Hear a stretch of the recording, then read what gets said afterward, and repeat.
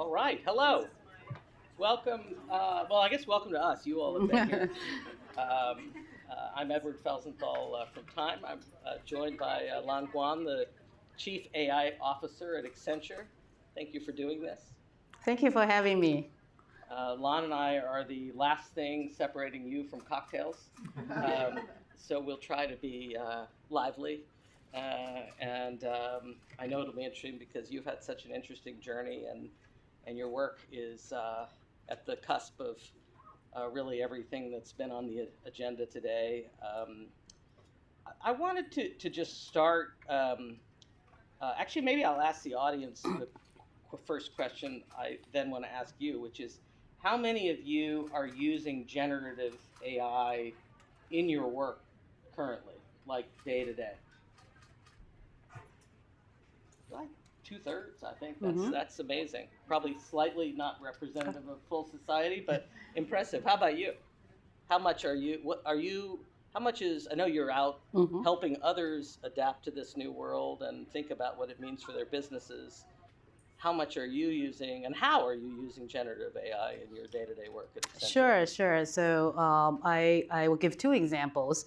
In my personal life, outside of the Accenture, I think I'm using that probably 50% of the time. So I do research a lot during my free time. So I used to go to Google Scholar, right? To find the archive paper for something that I'm working on. I have found that over the last couple of months, I have been relying on ChatGPT a lot. So that's what's happening outside of the work. At work, I think the amount of time that my team are working with generative AI applications is a lot higher. Yeah, and bring that to life a little bit. What is that? Let's start. You mentioned you use ChatGPT. What are you asking of ChatGPT personally? Like I said, I do a lot of research. So, like for example, last questions that I was asking ChatGPT because I was actually preparing a course I'm teaching within Accenture on generative AI. So I want to validate one of the concepts that I was thinking about doing is what are the most popular machine learning algorithms before generative AI. And did you like the answer? I was very satisfied with the answer, so it passed my test. So, and bring us into the office. Oh, okay. Bring us into the office a little. What is your team? How's it changing? The daily routine for you and your team. What are the uses you're deploying at work? Sure. Again, let me give you two examples how at workplace today in Accenture, how we adopt generative AI. So I think the first example is we use the generative AI a lot as our basically co-pilot, right? We use Microsoft product. We also use Google product. So Duet, right, is actually the Google version of the ChatGPT. So we also our team have been using these tools a lot, right, across different portfolio of applications, like in Microsoft's case, the Word, Teams, right? So we have people using, like for example, Copilot to summarize meeting notes, right? In the past, it usually take them half an hour, right, to write this kind of meeting notes. Now, boom, at the end of the call, it's there. So to me, that's the example of low-hanging fruits, right? Things are already there. But Ed, we also, because we're a powerhouse of a generative AI, we also build a lot of in-house application. And actually, one thing that I'm super proud of is we always want to be our best credential before we go to client, talk about Gen AI impact. So over the last 10 months, we have built 300 internal applications across all business functions using generative AI. So think about them as something that okay, we could be using one of the generative AI technology, foundation model come with, cloud service provider, but then we are bringing our own data, right, into a secure environment so that we use techniques like prompt engineering, right, to create this kind of applications. Could be, let me give you one example if you seem a little bit confused what I'm talking about. Like for example, in Accenture, we have our sales team responding to customer proposals, right?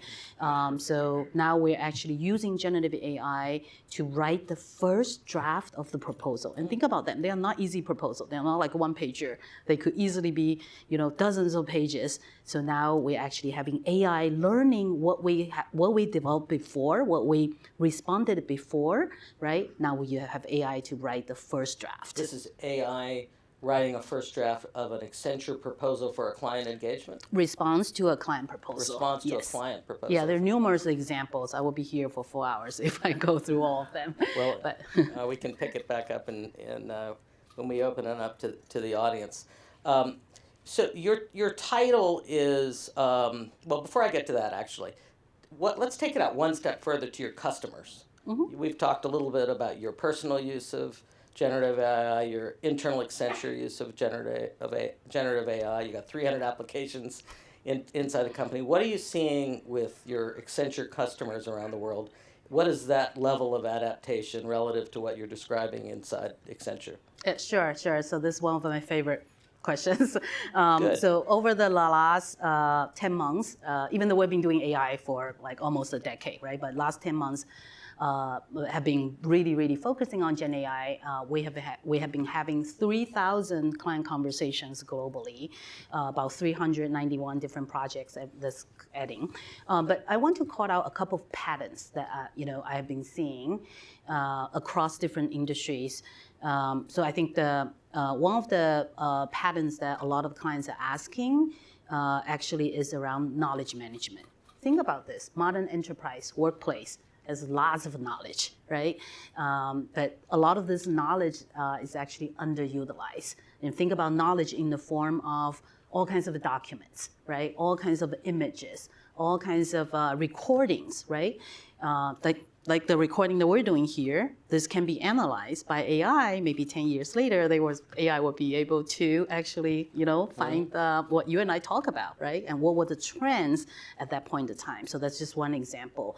So knowledge management, using generative AI, using the immense power of foundation model that is powering the generative AI to actually parse a lot of this knowledge from unstructured documents within every enterprise to actually make use of that. That's something that we have seen, very commonly used. So let me give you one example what I mean by that. In insurance, right? Insurance case, we have been working with several insurers, both North America and globally, to actually help the claim agents, right?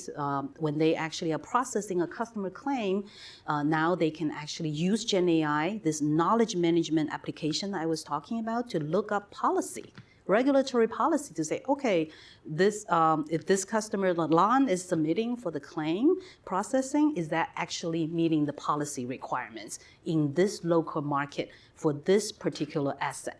Think about this. Without generative AI in the past, there's a lot of documents for the agent to actually read manually. Now AI can actually do this kind of knowledge understanding, knowledge processing for you. So I have many examples like that. And how much of this is, a lot of us kind of woke up at the end of November of last year with the ChatGPT release and tried it ourselves and realized, we're in this new world. How much of what you're describing is a post, is a 2023 phenomenon? You've been in AI for a long time. How much, this insurance example, could that have been done 2 years ago, or is that a phenomenon of the last 6, 7, 8 months? Yeah, so I will answer your question in two ways. I think in terms of the technology, right, ability to do what I described in insurance case, it exists before, right? Because there's machine learning, deep learning, natural language processing kind of technology exists before, right? But I think the challenge at that time is actually before Gen AI, this kind of AI technology was not easily accessible by people in workplace. So I think ChatGPT and this new class of AI completely changed the game. So now we actually have, right, business users, right? The example I gave you, the insurance agents, is actually regular business users. Now, because of the ease of the use of the technology, and this is what I call the first time AI is actually making sense to the general public. So because of that accessibility, now AI is becoming more pervasive within modern enterprise. So, to me, it's the technology is there, but it's also people who needs to be changing, right, to make this, adoption of this kind of technology within enterprise much, much higher. Yeah, and a lot of the stats we're all seeing, Accenture puts out some of them regularly, but it seems fairly consistent that there's enormous agreement in the C-suites, for example, that we've got to move in the directions we're talking about, right, in this session, but that people feel stuck, that the CEOs and C-suite leaders feel stuck. They haven't gotten to 300 apps the way you have it at Accenture. Why is that? I mean, and how do they get unstuck? What does that look like? Yeah, so that's a very, very timely question, okay? This is exactly what we are seeing in the market. I think the first couple of months, there's a lot of excitement. Oh, let me jump in, right? Because this is the first time that AI making sense to me. I want to understand what's going on there. So now I think we're seeing more and more CEO and also board members are asking this kind of questions. What does this mean to my modern enterprise? What do I need to do? So I think there are a couple of things. First and foremost, Ed, I think it's super, super important, at least that's something that the mission I'm taking on to myself in my new role, to actually help my client cross different industry to do better value articulation. I think we need to figure out a way to actually articulate the value of the investment into generative AI so that the business case is becoming much more compelling. I think a lot of clients I'm working with across different industries face this kind of struggle. Especially considering the pivoting of the investment in AI into Gen AI now has been significant. There was a report that I was reading last night. Actually, the survey respondents that we've been talking to, C-suite clients, they claim that 41% of their current AI investment just over the last 10 months has been pivoted just focusing on the Gen AI. So I think, again, this just speaks to the urgency of how we, collaborate, right? Maybe with with a different business to actually better articulate the value realization, right, from this enormous amount of the AI investments that many CEOs are thinking about making. I think that's one. Second thing, I think is. And I will address some of the uncertainty point that I think is floating around in a lot of CEOs' head, right?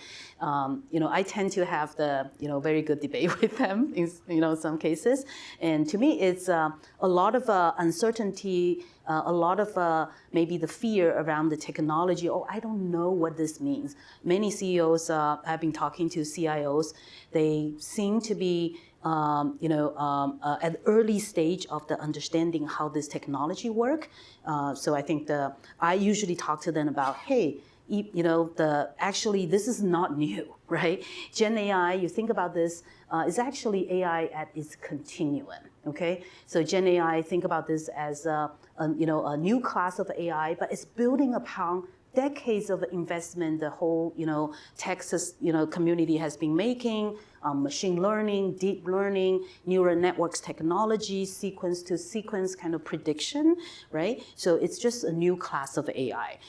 So I think in this case, usually how I talk to my client is okay, there are playbooks, right? There are, this is not a black box. There are pre-built assets, accelerators to do, for example, prompt engineering much more effectively so that you don't need to be fearful of the hallucination, right? So just to give an example, I think that kind of conversation needs to happen more, which kind of translates into one thing that keeping me up at night at workplace is how do we grow this kind of skill set? How do we grow, this almost like instill this kind of confidence into a lot of C-suite conversation.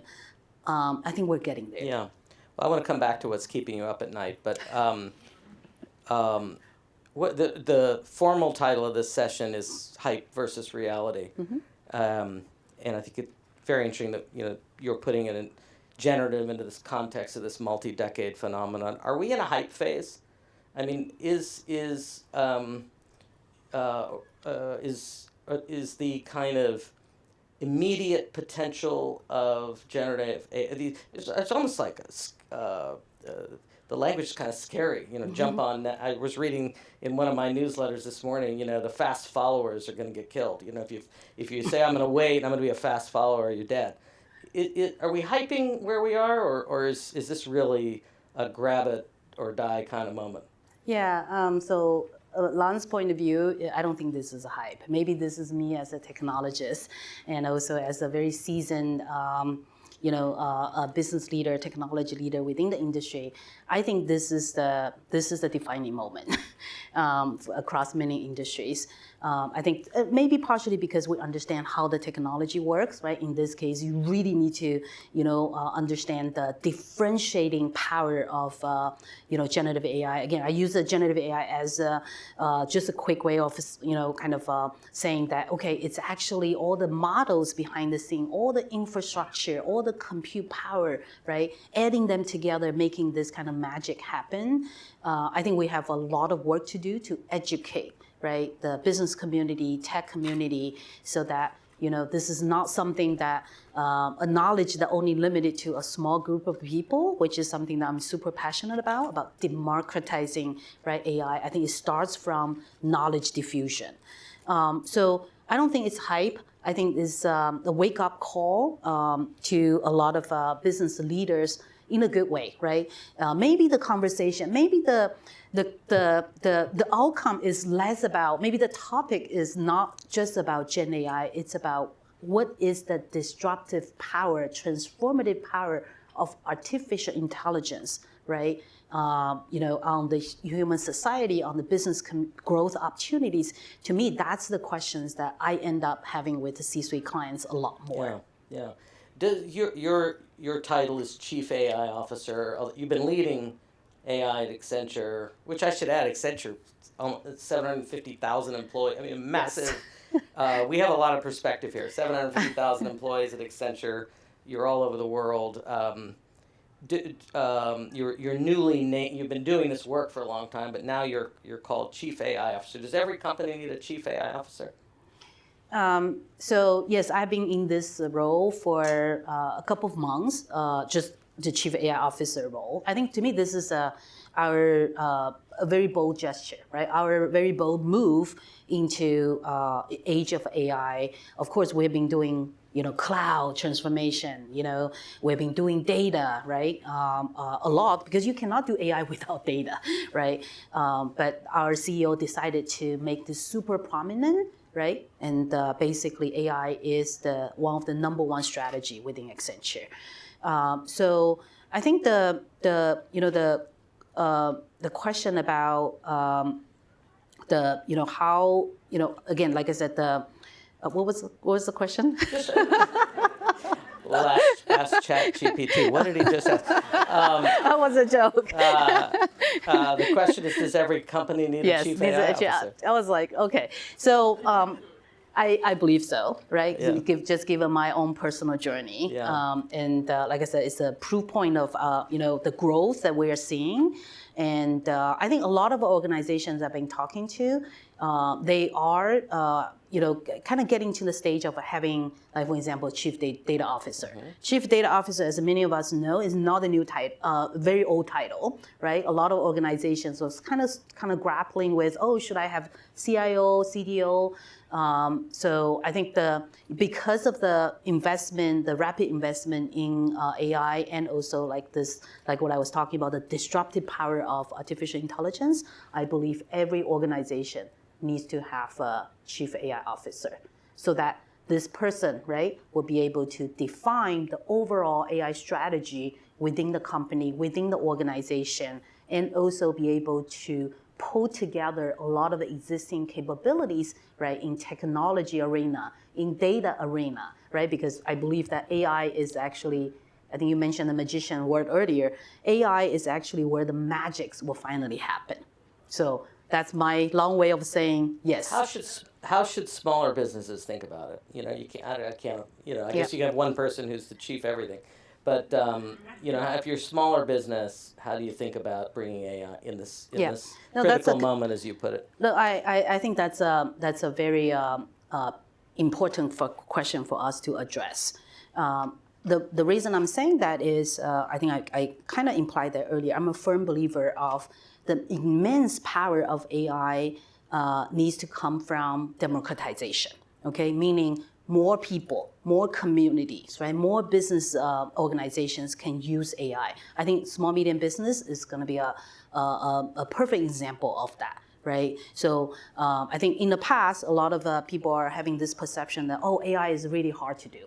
Right? In order to do AI, you need to have the PhD degree, you need to have lots of gazillion dollars, you need to have a compute power, right? People are learning the term of the GPUs, which I think it's sort of true in the past, right? You know, before Gen AI, before foundation model. And actually, I add one of my quick personal story. I grew up in China, okay? At age 16, I built my first robot in China to teach rural kids in China, to learn English. And at that point in time, my parents had to send me to some prestigious, science camp. They almost went broke, right? But again, the point there is, they got a good return. And that experience, motivated me to come to the United States to get my PhD degree in computational engineering. But I use that as an example. In the past, AI can only be done by a small group of people. Okay, now because of Gen AI, because of a lot of techniques come with the foundation models like prompt engineering, right?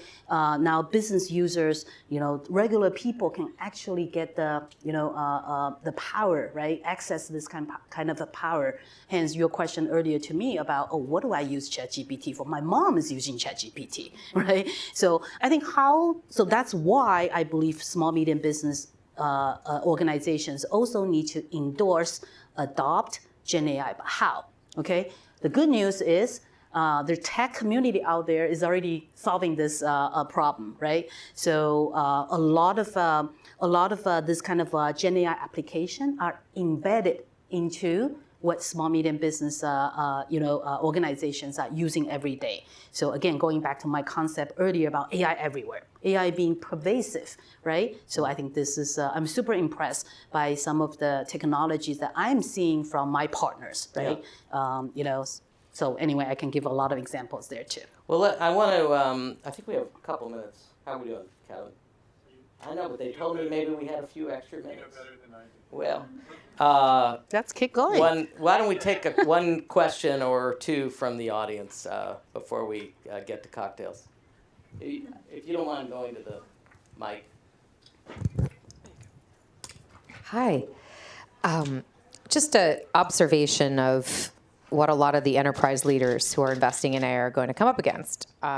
It's looking like very much of an ecosystem play. And I know that Accenture in particular is really good at building an ecosystem. I believe, who was it? Build, buy, boost as your strategy.